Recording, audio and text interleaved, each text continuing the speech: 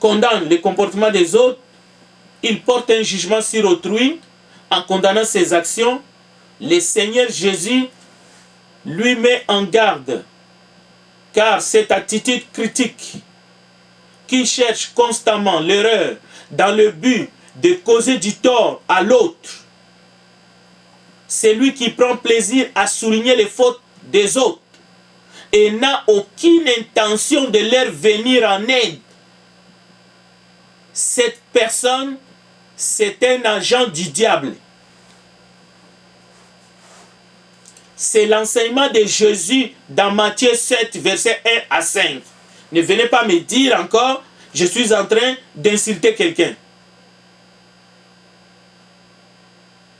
Cette attitude, c'est le contraire de l'amour qui couvre une multitude de péchés. Jésus dit dans Jean 12, 47, « Si quelqu'un entend mes paroles et ne les garde point, ce n'est pas moi qui le juge, car je suis venu non pour juger le monde, mais pour sauver le monde. » Alors, Jean chapitre 3, verset 16 à 18, il ne faut pas mal comprendre. Jésus dit, ce n'est pas lui qui juge cette personne. Je répète, Jean 12, 47. Si quelqu'un attend mes paroles et ne les garde point, ce n'est pas moi qui les juge, a dit Jésus, car je suis venu non pour juger le monde, mais pour sauver le monde. Juger le monde et sauver le monde sont des antonymes, c'est-à-dire ce sont des mots qui s'opposent. Nous avons dans la Bible un commandement d'amour. Et ce commandement d'amour, c'est de ne pas juger notre prochain. Mais cela ne supprime pas tout jugement ou tout esprit critique à la lumière de la parole de Dieu. Ne jugez point, Matthieu 7, n'est pas une interdiction de juger dans un esprit qui... En fait, c'est une interdiction de juger dans un esprit qui cherche querelle. Mais il ne s'agit pas d'une suspension de tout discernement chrétien. Les chrétiens ne sont pas ceux qui empoisonnent la vie dans l'assemblée avec leurs propres péchés. Ce ne sont pas ceux qui font des trucs afin que le nom de Jésus soit blasphémé parmi les non-croyants. Non. L'enseignement biblique nous demande constamment à faire preuve du jugement dans chaque situation. Les chrétiens sont ceux-là qui ont compris que dans chaque situation, et d'ailleurs c'est cela qui signifie l'homme spirituel juge de tout. Cela ne signifie pas que nous sommes des juges au tribunal, que nous devons juger les gens ou bien nous devons maltraiter les gens. Chaque comportement, on doit les passer à peine feu. Non, loin de là. Mais nous devons examiner ce qui est bon. Nous devons écouter et prendre ce qui est bon. Dans chaque situation, il faut distinguer la vérité du mensonge.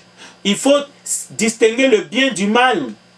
Il faut faire la différence du vrai du faux. Jésus nous demande de ne pas donner aux chiens ce qui est sacré. Dans Matthieu chapitre 7. Et Jésus nous ordonne de ne pas jeter nos perles au pourceau. Matthieu 7, 7. Donc, Jésus nous met en garde contre le faux prophète, contre le faux apôtre.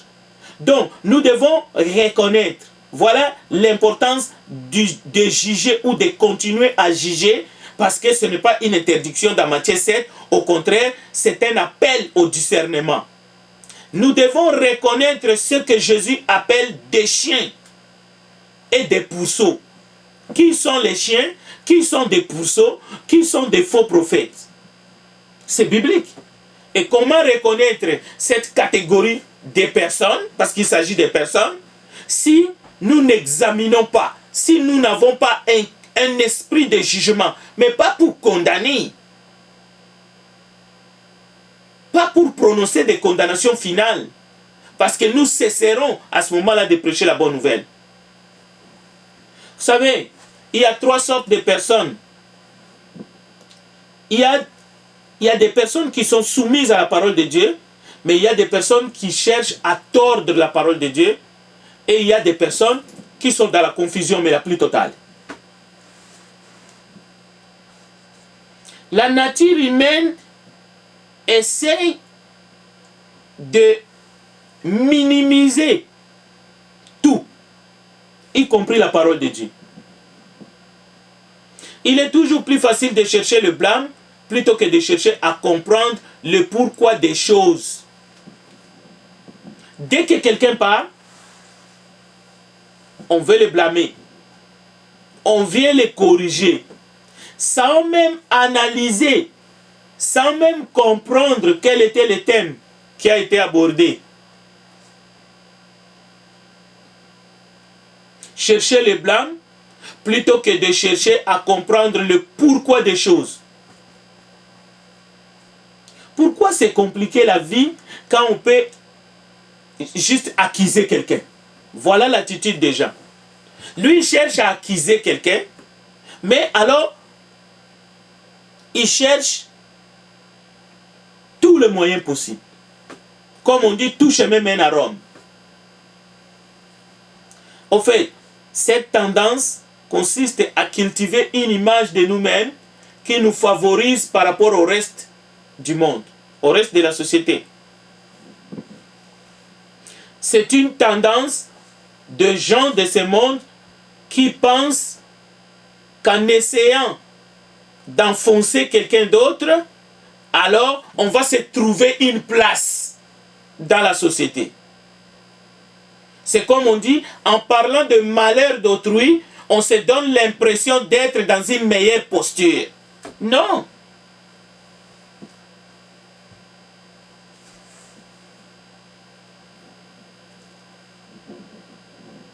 Nous ne commettons pas ce genre d'erreur lorsqu'on est éclairé par l'Esprit du Seigneur. Il faut savoir faire le bien. Il faut savoir surmonter le mal par le bien. La parole de Dieu nous enseigne une façon beaucoup plus constructive d'être en relation avec notre prochain. Les chrétiens doivent apprendre à se soumettre les uns les autres. Voilà. Cherchez dans votre Bible, vous allez voir quel type de relation les chrétiens est censé avoir avec ses frères et sœurs dans le corps du Christ. Cherchez dans votre Bible, vous allez voir quel type de relation nous devons cultiver même dans notre société. Dans Jean chapitre 13, Jésus-Christ a démontré par un geste empreint d'humilité en lavant les pieds de ses disciples. Il a dit, les gestes que je viens de faire, vous devez aussi les faire l'un envers l'autre. C'est une responsabilité qui appartenait à l'esclave. Et par son exemple, Jésus nous demande de nous mettre au service des autres. L'apôtre Paul revient sur ces points à 2 reprises, en Philippiens chapitre 2, verset 3 et en Éphésiens chapitre 5, verset 21. Soyez soumis les uns aux autres, faites preuve d'humilité et ne vous considérez pas au-dessus des autres. Ne vous imposez pas en souverain devant votre prochain. Soyez plutôt son esclave. Alors là encore, quelqu'un va se lever pour dire, ok, tu es mon esclave, je vais te dire tout ce que je veux, je vais te faire tout ce que je veux, je vais te subir toutes les humiliations, reste tranquille, ferme ta bouche. Je réponds, je ne te laisserai pas te perdre. Je ne veux pas te laisser te perdre. Je vais te faire comprendre jusqu'au bout que tu es en train de déconner. Donc, il y a une attitude d'esprit qu'il ne faut pas développer au fur et à mesure que nous marchons avec Dieu. Nous devons apprendre à distinguer les choses qui comptent aux yeux du Seigneur. Jésus nous dit, ne considérez pas les gens avec la même échelle de valeur que le monde. Le monde a son échelle de valeur. Mais le grand de ce monde n'ont pas nécessairement une position équivalente dans le royaume des cieux. Si vous voulez être tenu pour grand dans le royaume de Dieu, agissez dans l'esprit d'un petit de ce monde. Devenez l'esclave de votre prochain. Cela ne veut pas dire qu'il faut se laisser marcher sur les pieds. Et surtout pas dans le domaine de la prédication. Ou alors cesser de prêcher l'évangile. Parce que nous n'avons pas vu Paul, nous n'avons pas vu Pierre dans sa mission de prêcher l'évangile. Faire les timides et laisser les gens ou les membres de l'église ou je ne sais pas moi qui ou les grands de ce monde. Non. Lorsqu'il prêchait l'évangile, il pouvait regarder les gens droit dans les yeux et leur dire les vérités qui concernaient Jésus-Christ. C'est lui qui était le Seigneur. Et c'était à prendre ou à laisser, sans un esprit de condamnation. Et il a dit, sans un esprit de supériorité, parce que c'est ça qui se passe dans le monde. Donc, la disposition à condamner les autres avec mépris et sans réflexion peut conduire une église à s'engouffrer dans une voie très meurtrière. Galates chapitre 5, verset 15. Mais si vous vous mordez et vous dévorez les uns les autres, prenez garde que vous ne soyez détruits les uns par les autres. L'expression mordre et dévorer les uns les autres est une autre manière d'évoquer les critiques déplacées et blessantes que Jésus condamne. Jésus interdit cela. Vous voulez éviter une fin tragique telle que nous venons de le lire? Cessez de vous critiquer mutuellement dans le but de vous blesser. Cessez de critiquer le monde dans le but de blesser le monde. Cessez vos médisances. C'est ça qui est écrit dans la Bible. Si vous êtes en accord ou si vous êtes en désaccord avec l'opinion d'un frère, allez les trouver. Il ne faut pas provoquer une réunion. Si vous êtes en désaccord avec un frère, allez d'abord les trouver seuls pour voir si ce désaccord ne sera pas réglé. Bon, une fois, si cela n'est pas réglé, la Bible dit, allez trouver 2 ou 3 personnes. Vous n'avez pas besoin de crier sur le toit votre divergence de vue en faisant valoir vos opinions. Et même si vous aviez raison et qu'il avait tort, cela ne vous donne pas le droit de nuire à la réputation d'un frère. Donc d'abord, allez les voir. C'est pour cela qu'il est écrit, qui es-tu pour juger? Le pouvoir de juger est une prérogative qui révèle du souverain. D'abord Dieu, le juste juge. Le juge agit au nom de l'État pour représenter l'ordre judiciaire. Alors, si nous agissons au nom du Très-Haut, au nom de la parole de Dieu, nous devons suivre les principes qui sont inscrits dans la parole de Dieu.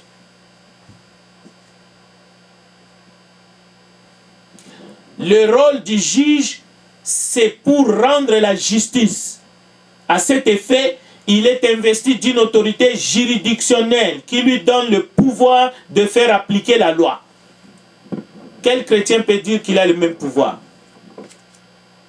Cela veut dire que l'homme spirituel juge de tout, ne signifie pas que nous sommes des petits juges mais sans bureau. Nous ne sommes pas des officiers de police judiciaire, loin de là. La Bible dit clairement, si vous avez enfreint la loi, ou s'il y a une discorde entre 2 individus, le problème est de vous présenter devant un juge. Mais pour ceux qui sont chrétiens, c'est honteux de le faire parce qu'il doit avoir un frère dans l'assemblée capable de dire la vérité entre 2 frères. Mais lorsque nous jugeons une personne, c'est comme si nous prononcions une sentence contre cette personne. Ça, c'est un mauvais jugement. Mais par contre, l'assemblée, lorsque l'assemblée essaie de gagner un frère ou une sœur qui s'éloigne, c'est par amour. C'est pour cela qu'on appelle cela une discipline corrective.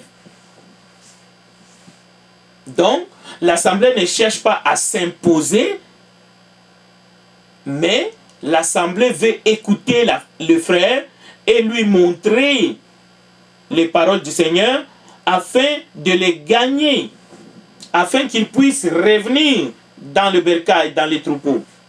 Alors, Paul pose une question dans Romains 14. Nous l'avions lu. Chacun de nous rendra compte au Seigneur un jour. Ça, nous le savons. C'est pour cela que nous n'avons pas le droit de juger un autre comme si nous étions son maître. Non, ce rôle appartient à Dieu. Voilà dans quel sens que les chrétiens n'ont pas le droit de juger. Les chrétiens peuvent examiner. Les chrétiens peuvent rappeler à l'ordre. Les chrétiens peuvent reprendre, surtout s'il est en position d'autorité. C'est-à-dire que il a un don qui lui confère de lire la parole, d'exhorter, de prêcher, de censurer. Mais il ne doit pas le faire comme si il était un maître qui a ses esclaves. Non. Le rôle de prononcer le jugement final appartient à Dieu seul. Ceci doit être clair. Nous savons qu'on peut aller à l'université pour apprendre les droits et devenir un juge dans notre société et dans tous les pays du monde. Et même la Bible nous demande de respecter parce que les juges sont au service de Dieu. Mais il ne faut pas faire la confusion. Il s'agit là d'une fonction bien légitime. Il ne faudrait pas penser que Jésus condamne cette fonction pour dire ça, ce n'est pas la justice.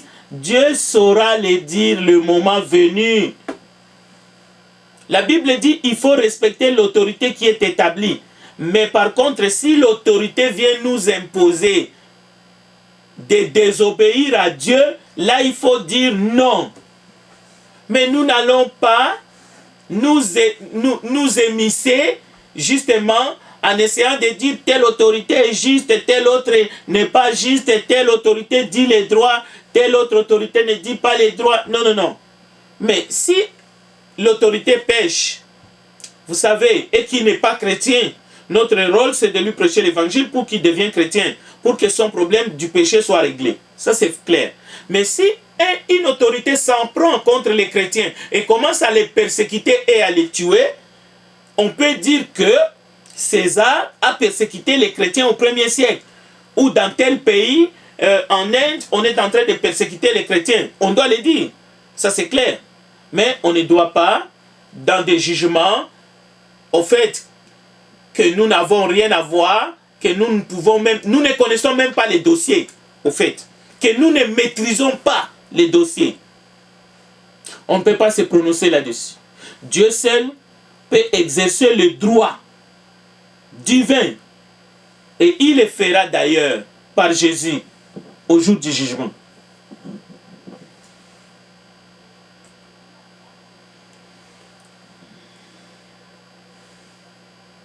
1 Corinthiens chapitre 11 verset 28.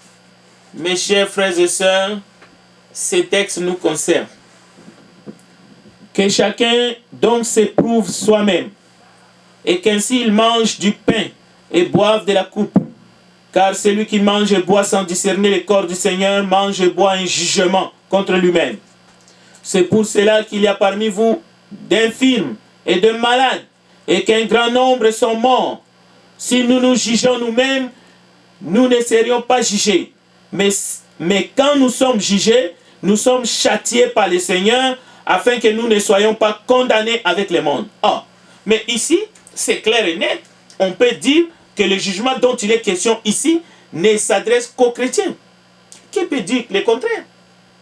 Mais ce n'est pas pareil avec Matthieu 7.1. Le sermon sur la montagne ne s'adresse pas qu'aux chrétiens, mais aux humains. 1 Corinthiens chapitre 11, verset 28 s'adresse aux chrétiens nés de nouveau, qui ont le droit de se réunir autour de la table du Seigneur.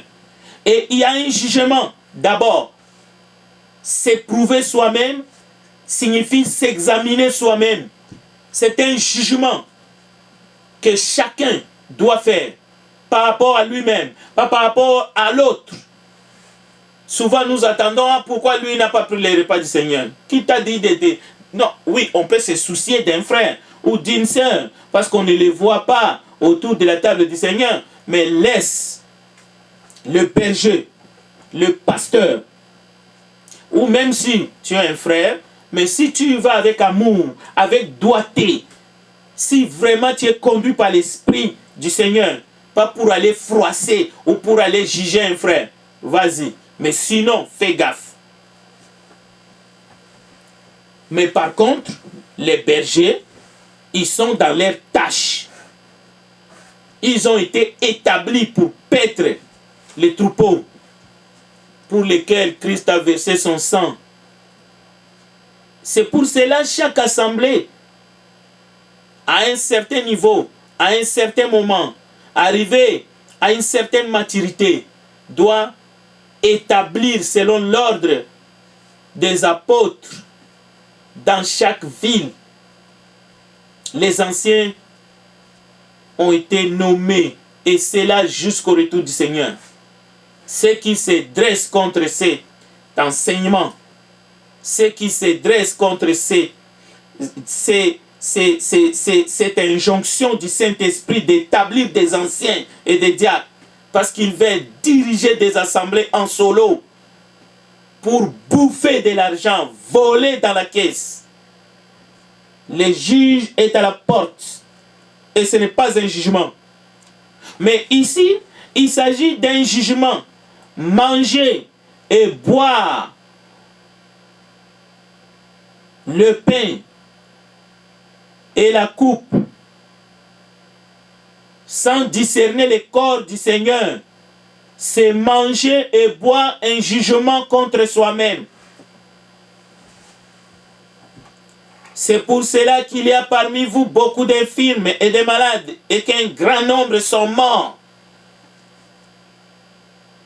Si nous nous jugeons nous-mêmes, nous ne serions pas jugés. Alors, comment pouvons-nous imaginer si ceux qui se disent chrétiens ne se jugent pas eux-mêmes? La table du Seigneur ne leur dit absolument rien. Ils le prennent tant bien que mal, mais ils sont pressés et ils se mettent debout, ceinture aux hanches, pour essayer de juger les gens. Non, non. Mais quand nous sommes jugés et nous sommes châtiés par le Seigneur, alors nous ne serions pas condamnés avec le monde. Paul comprenait bien les principes de Dieu. Il écrit dans 1 Corinthiens 4, verset 4 à 5, « Car je n'ai rien sur ma conscience, mais par là je ne suis pas justifié, mais celui qui me juge, c'est le Seigneur. » Nulle part il est écrit qu'il faut entendre le Seigneur lorsqu'il reviendra pour qu'il juge. Oui, il est en train de juger déjà, et quand il va revenir, il va juger. Il n'y a personne qui peut ôter le Seigneur cette qualité qu'il a reçue de la part de son Père pour juger les vivants et les morts. Paul dit, ainsi ne jugez rien avant le temps, jusqu'à ce que le Seigneur vienne, qui aussi mettra en lumière les choses cachées des ténèbres. Voilà. Alors, ici c'est très facile de tomber dans le piège. Ce n'est pas parce que c'est écrit ne jugez de rien avant le temps qu'il faut tout laisser en moule. Il faut laisser des Diotrephes essayer de diriger l'Église dans les trous des aveugles qui ne connaissent pas la doctrine du Seigneur, venir tuer les gens par du poison. Non. Ici, il est question des choses cachées des ténèbres. Il y a des choses toujours qui resteront cachées et qui seront révélées lorsque le Seigneur viendra. Et c'est à ce moment-là que chacun recevra sa louange de la part de Dieu. L'essence de juger ici, dans ce texte, c'est une condamnation. Il y a des choses que nous ne saurons pas. Il y a des gens qui vont dissimuler leurs péchés. Seulement c'est Christ qui viendra mettre cela en lumière. Mais n'oubliez pas qu'un peu de levain fait lever toute la pâte. Paul veut nous faire savoir que l'homme ne peut pas se donner le même pouvoir que Dieu. Dieu seul possède le pouvoir de révéler les choses qui sont cachées. Aucun être humain n'a la compétence nécessaire pour juger un frère, car nous ne pouvons pas lire d'abord dans les pensées des gens, ni évaluer avec justesse leurs intentions. Alors, nous disposons rarement de tous les faits qui entourent une situation donnée. C'est pour cela même, lorsqu'il y a une accusation pour des responsables, le Saint-Esprit dit: n'acceptez pas les accusations contre les anciens si ce n'est avec la déposition de 2 ou 3 témoins. Donc, nous sommes limités dans ce domaine-là. Alors, il ne faut pas tout généraliser, les jugements. Il ne faut pas tout globaliser.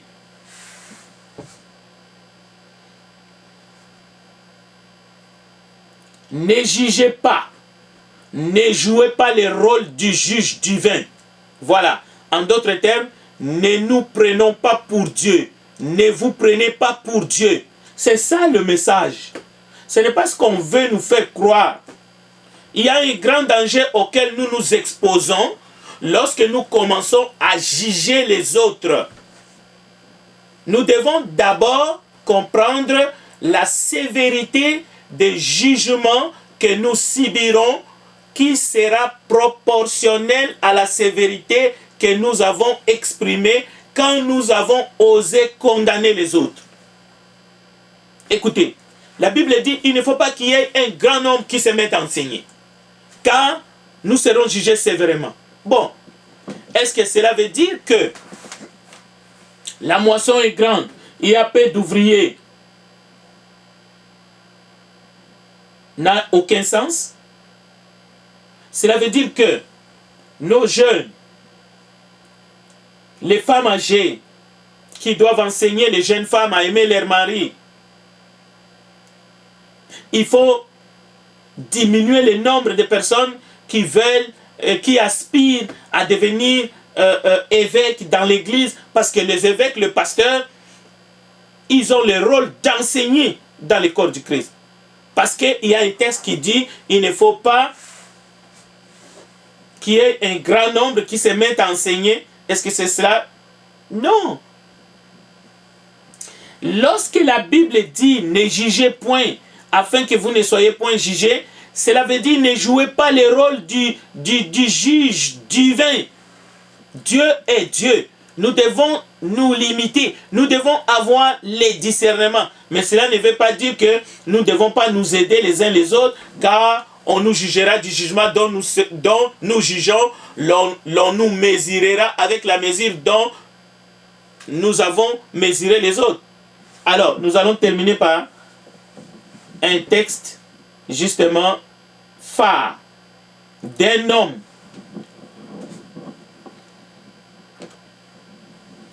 Matthieu chapitre 21. C'est Jésus qui raconte cette histoire. Alors Pierre s'approcha de lui et dit: Seigneur, combien de fois pardonnerai-je à mon frère lorsqu'il péchera contre moi? Sera-ce jusqu'à 7 fois? Jésus lui dit: je ne te dis pas 7 fois, mais jusqu'à 70 fois 7 fois. C'est pourquoi le royaume des cieux est semblable à un roi qui voulut faire rendre compte à ses serviteurs. Quand il s'est mis à compter, on lui amena un qui devait 10 000 talents. Comme il n'avait pas de quoi payer, son maître ordonna qu'il fût vendu, lui, sa femme et ses enfants, et tout ce qu'il avait, et que la dette fût acquittée. Le serviteur se jeta en terre, se prosterna devant lui et dit: Seigneur, aie patience envers moi, et je te paierai tout. Ému de compassion, le maître de ses serviteurs le laissa aller et lui remit la dette. Après qu'il fut sorti, ce serviteur rencontra un de ses compagnons qui lui devait 100 deniers. Il les saisit et l'étranglait en disant: paye ce que tu me dois. Son compagnon se jeta en terre, le suppliait et disait: aie patience envers moi, je te paierai. Mais l'autre ne voulut pas et il alla les jeter en prison jusqu'à ce qu'il eût payé ce qu'il devait. Ses compagnons, ayant vu ce qui était arrivé, furent profondément attristés Et ils allaient raconter à leur maître tout ce qui s'était passé. Alors le maître fit appeler ses serviteurs et lui dit: méchant serviteur, je t'avais remis en entier ta dette, parce que tu m'en avais supplié. Ne devais-tu pas aussi avoir pitié de ton compagnon, comme j'ai eu pitié de toi? Et son maître irrité le livra au bourreau, jusqu'à ce qu'il eût payé tout ce qu'il devait. C'est ainsi que mon Père céleste vous traitera, si chacun de vous ne pardonne à son frère de tout son cœur.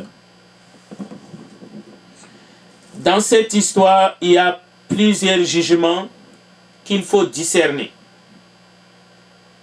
Le roi qui juge ses serviteurs l'un après l'autre. Le verdict du premier jugement sera l'acquittement avec rémission de la dette totale. C'est la grâce accordée par le roi à son serviteur qui le supplia. Alors que ce serviteur, avec sa femme et ses enfants, était prêt à être vendu.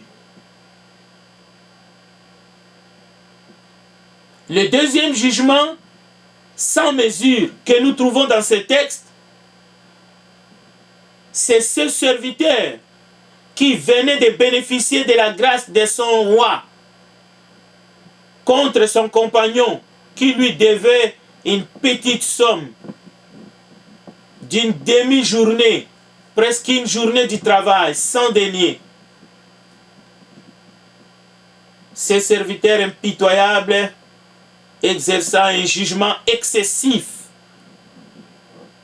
D'abord, l'étranglement. Il saisit son compagnon. Il a étranglé en disant: paye ce que tu me dois.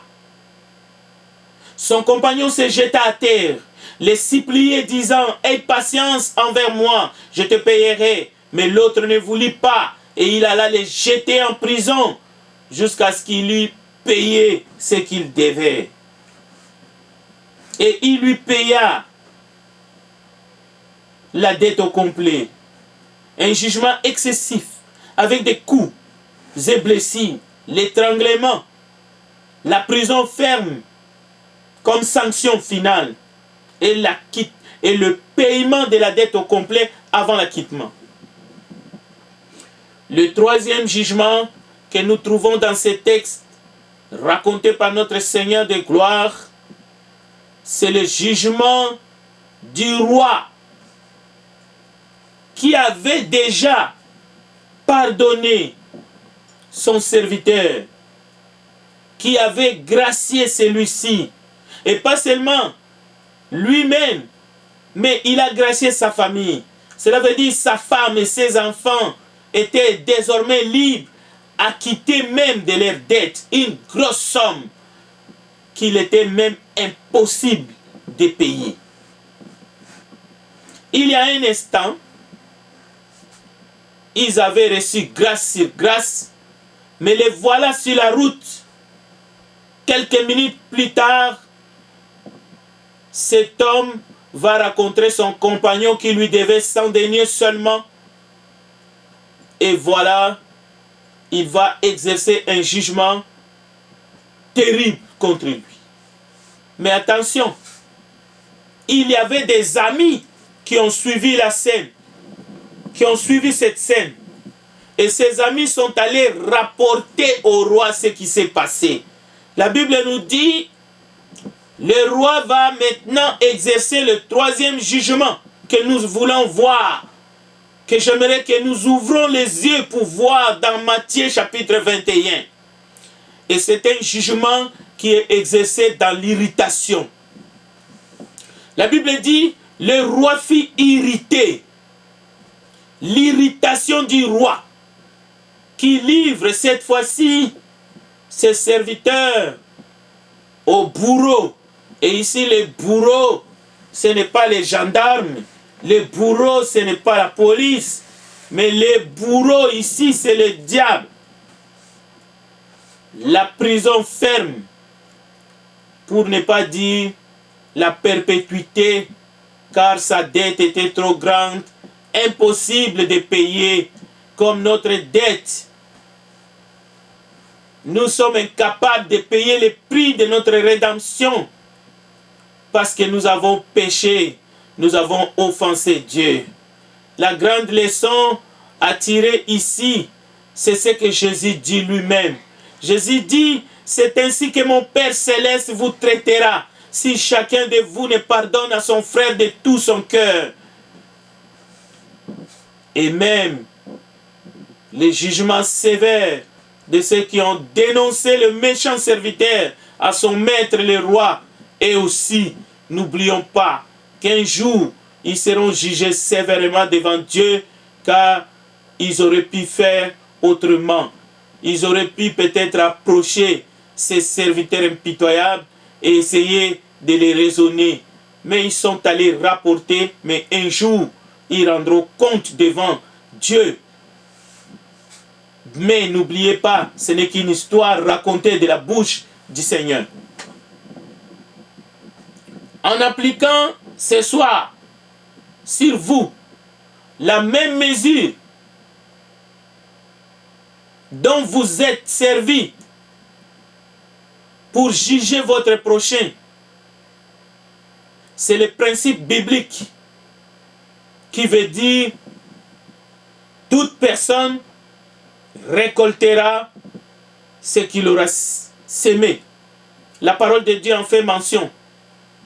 Nous trouvons cela dans Galates chapitre 6, verset 7. Ce qu'un homme aura sémé, il le moissonnera aussi. C'est vrai dans le cadre du jugement que nous exerçons. Même dans le cadre aussi de la prédication de la parole de Dieu, si nous pensons que nous avons juste le privilège de prêcher la parole et c'est aux autres de pratiquer cette parole, nous serons sévèrement jugés. Sachez-le. Celui qui sème peu, moissonnera peu, et celui qui sème abondamment, moissonnera abondamment. Matthieu chapitre 5, verset 7 nous dit, « Heureux les miséricordieux, car ils obtiendront miséricorde. Car le jugement est sans miséricorde pour qui n'a pas fait miséricorde. » Jacques chapitre 2, verset 13. Job, au chapitre 4, verset 8, nous lisons, « Pour moi, je l'ai vu, ceux qui labourent l'iniquité et qui sèment l'injustice en moissonnent les fruits. » Celui qui sème l'iniquité moissonne l'iniquité et la verge de sa fureur disparaît. Donc, le commandement de Dieu, le commandement de Christ de ne pas juger autrui n'en est pas un qui nous demande de fermer nos yeux et d'agir en aveugle. Bien au contraire, Jésus veut que nous ayons les yeux grands ouverts, non pas sur les autres, mais d'abord et avant tout sur nous, sur notre propre personne. Nous devons d'abord chercher le royaume de Dieu et sa justice d'abord. Et ensuite, nous serons des ouvriers, nous serons utiles. Nous serons des vases utiles. Au lieu de juger les autres, commençons par nous juger nous-mêmes. Dieu nous traitera de la même façon que nous agissons envers les hommes. Ceux qui jugent ou non les autres seront jugés par Dieu. Ne pensez pas que c'est seulement ceux qui jugent les autres qui seront jugés par Dieu. Que vous jugez les autres ou non, vous serez jugés par Dieu. Il est dit qu'il est réservé aux hommes de mourir une seule fois, après quoi vient le jugement. Il ne faut pas tordre la parole de Dieu pour essayer de faire croire aux gens que le jugement est réservé seulement à ceux qui jugent. Et Dieu n'interdit pas de juger d'ailleurs. Quelqu'un dira, bah, je n'ai plus rien à perdre, quitte à juger à fond les autres, puisque Dieu me jugera de toute façon. Faux. On vous mesurera de la mesure que vous mesurez les autres. Donc, les jugements que Dieu nous demande de faire comme chrétiens, ce n'est pas un jugement au sens d'un juge au tribunal. L'amour de la vérité nous permet d'aborder chrétiens ou non chrétiens par l'amour de Dieu afin que ceux qui sont dans les ténèbres puissent contempler l'admirable lumière de notre Dieu, qu'ils puissent avoir le pardon des péchés. David est devenu malade un jour en posant ses yeux sur l'épouse d'un de ces vaillants officiers pour cacher son vice. David s'arrange de faire tuer cet homme durant une manœuvre militaire, durant un combat. Et la Bible nous dit, David porta le poids de 2 péchés sur sa conscience, l'adultère et le meurtre. Ces 2 transgressions méritaient la mort, selon la loi, Exode chapitre 21, verset 12 et Lévitique 20, 10. Mais, dans 2 Samuel chapitre 11, un serviteur de Dieu qui s'appelle Nathan se pointe devant la porte du roi David. Le prophète Nathan lui-même a pris les risques de se faire tuer par David, qui régnait sur Israël. Dieu avait vu les intentions du cœur de son serviteur David. La Bible dit, on ne peut pas tromper Dieu. Dieu n'est pas dupe de nos petites actions que nous essayons de dissimuler aux yeux des autres. Nous portons des cravates, nous nous mettons devant les humains, nous voulons jouer au sein blanc. Mais Dieu avait les yeux fixés sur le cœur de David et il a vu son péché, il a perçu le caractère malfaisant de ses intentions. Un serviteur de Dieu du nom de Nathan, un prophète, est venu trouver David pour lui faire part de toute cette affaire. Mais de quelle manière? Avec quelle doigté? Avec quelle sagesse? Écoutons. Nathan dit à David, il y avait un homme qui avait une petite brebis. Elle lui était très précieuse, car c'est tout ce qu'il possédait. Il en prenait soin comme si elle était sa propre fille. Il lui donnait sa nourriture, elle grandissait avec ses enfants. Elle couchait même dans ses bras. Il y avait aussi un homme dans la ville. Celui-là était très riche. Il avait des brebis et des bœufs en grand nombre. Mais il ne voulait pas prendre un animal de son troupeau pour les repas qu'il devait servir à un visiteur. Il prit plutôt la brebis de l'homme pauvre. Quand David entendit ces récits, il s'est mis dans une violente colère contre l'homme riche. Comment a-t-il osé commettre une telle injustice? Il possède tant de moutons et malgré cela, il n'a pas hésité à s'emparer de la brebis appartenant à l'homme pauvre. Pour avoir agi ainsi, sans pitié, je déclare qu'il devra compenser la brebis au quadruple. En d'autres termes, il devra remplacer la brebis volée par 4 autres brebis. Le prophète Nathan regarda David droit dans les yeux et lui dit, « L'homme qui a fait cela, c'est toi. » Quelle surprise pour David. Que s'est-il passé? Par cette parabole, Nathan amena David à prononcer une sentence contre lui-même. David venait de juger cet homme riche dans la parabole de Nathan. Mais c'est un jugement que David prononçait contre lui-même en faisant la déclaration selon laquelle l'homme riche devra rendre la brebis au quadruple. David s'est condamné par une peine similaire.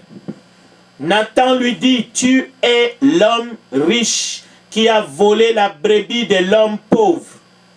Tu as fait périr Uri le Hittite et tu as pris sa femme pour qu'elle devienne ta femme.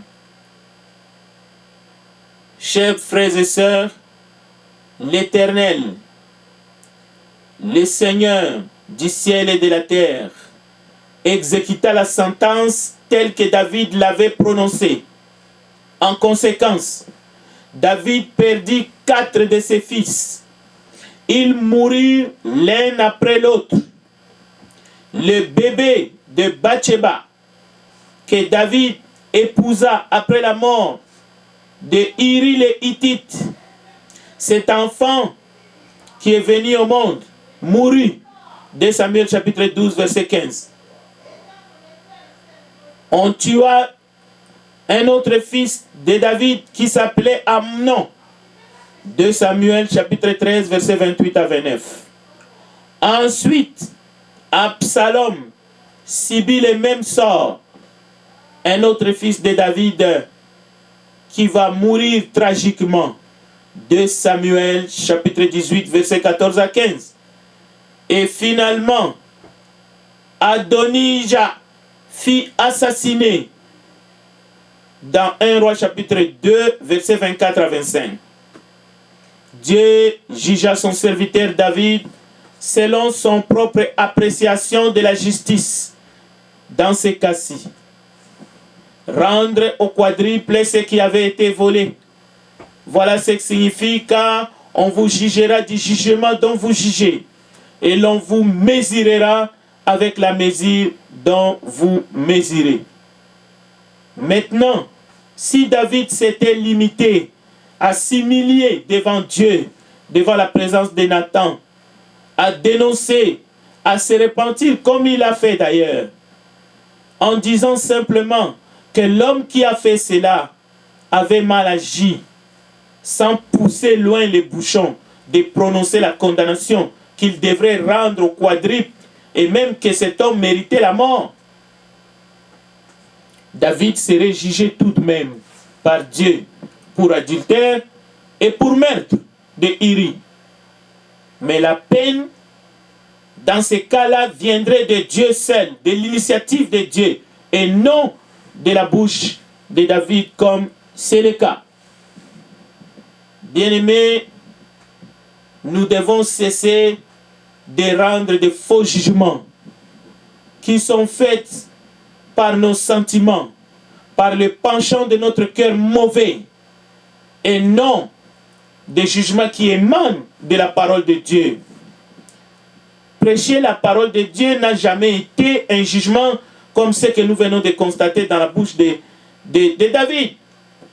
Jamais un prédicateur, en prêchant la parole, va jusqu'à aller vouloir la mort de ceux-là qui sont assis pour écouter la parole de Dieu. Mais nous commettons toujours l'erreur de stigmatiser. Oh, lui là, il nous juge, il juge nos péchés. Non, la parole de Dieu juge. Comme Jésus a dit, ce n'est pas moi qui le juge, mais c'est la parole de Dieu qui le jugera. Cessons d'être aveuglés par le diable face à nos propres péchés. Le Seigneur Jésus dit, « Pourquoi vois-tu la paille qui est dans l'œil de ton frère et n'aperçois-tu pas la poutre qui est dans ton œil ?» Jésus pose la question.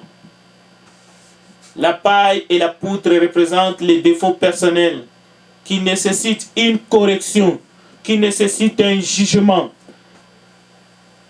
éclairé par la parole de Dieu. C'est absurde d'être si préoccupé par les imperfections des autres quand on a des graves problèmes personnels à régler. C'est ça le faux jugement que Jésus interdit. David a mal réagi et nous avons compris cette leçon. Le Seigneur nous interpelle. Ceci est pour qu'une fois de plus, à travers sa parole, qu'ensemble, nous comprenons que dans la Bible, il ne faut jamais sortir un texte de son contexte pour en faire un prétexte. Je vais me limiter ici ce soir. Si vous avez des questions, n'hésitez pas de nous les envoyer. Que Dieu vous bénisse et continue à vous garder en ces temps difficiles dans vos maisons, dans vos familles. Prions le Seigneur. Nous te bénissons, grand Dieu des cieux, pour la bénédiction que nous avons en Jésus-Christ, notre Sauveur.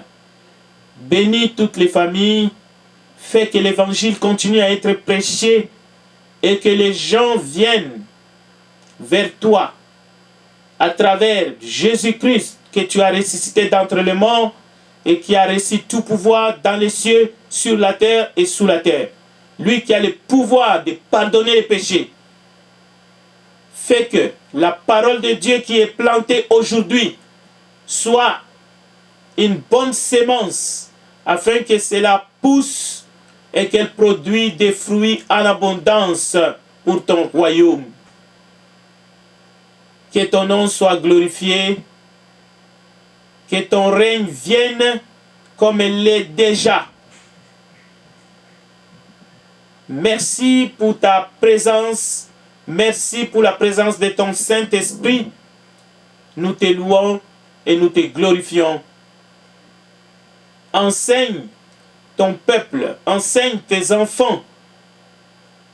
Cher Esprit de Dieu, manifeste-toi, convainc les hommes de ce monde et les femmes des péchés, du jugement et de la mort. Au nom de Jésus-Christ, nous avons ainsi prié. Amen.